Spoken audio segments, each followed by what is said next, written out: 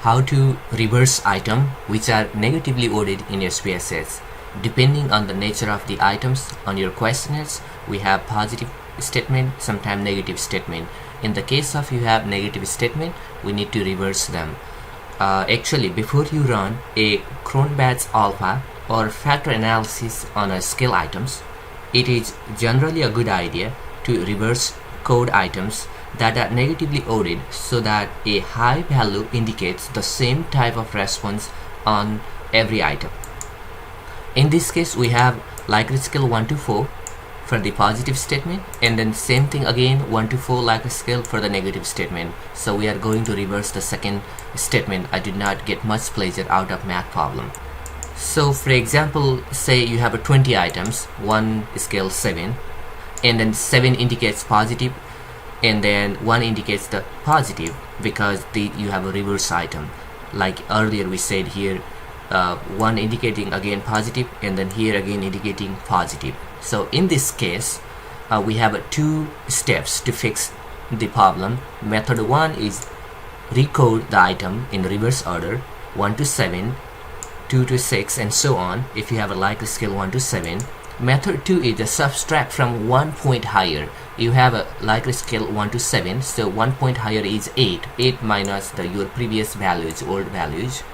In our earlier case, we have a likely scale 1 to 4, so 1 scale higher is 5 minus previous values.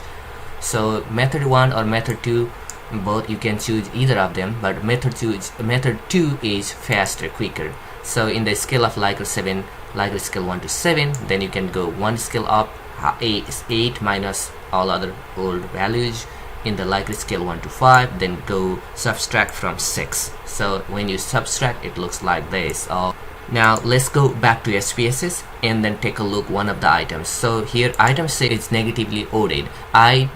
If you click here, it says I did not get much pleasure out of the math problem. So this particular items is going to be reversed.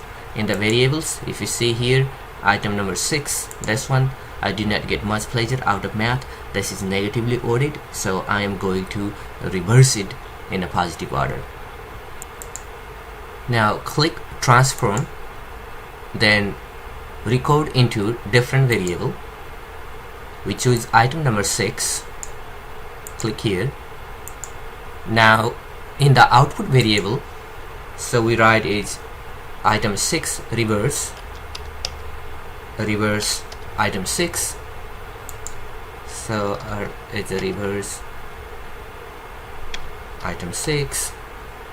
Now we are going to hit change, then click on old and the new values.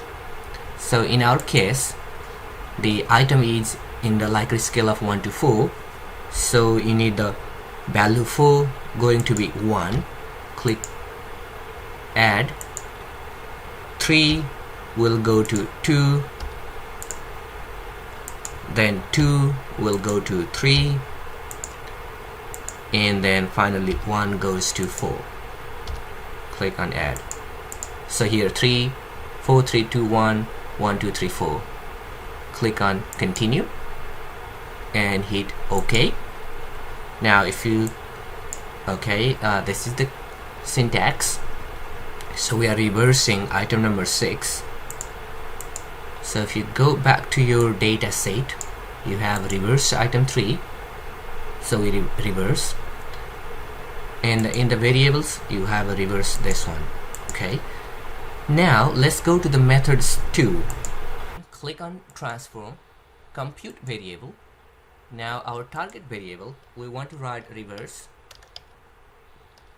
6 because we named it differently earlier, so I want to name like this way. Okay, then what we need to do is we need to subtract. So in our earlier case, the likely scale 1 to 4, this time we want to click 5 minus, and our target variable, that was item number 6, so item number 6 here. So now you have highest value 5 because the likely scale itself was 1 to 4. Now 5 minus the value, and this is what we label it. Click on OK. So we also reverse. This is the second method of reversing items. If I go back to my data set, okay, this is the second one, the first one and the second one. So you have the exact same output. Whether you use the method 1 or method 2, you will get the exact same values. So I like the second method. It's a shortcut, quick method. Hope you enjoyed it. Thanks.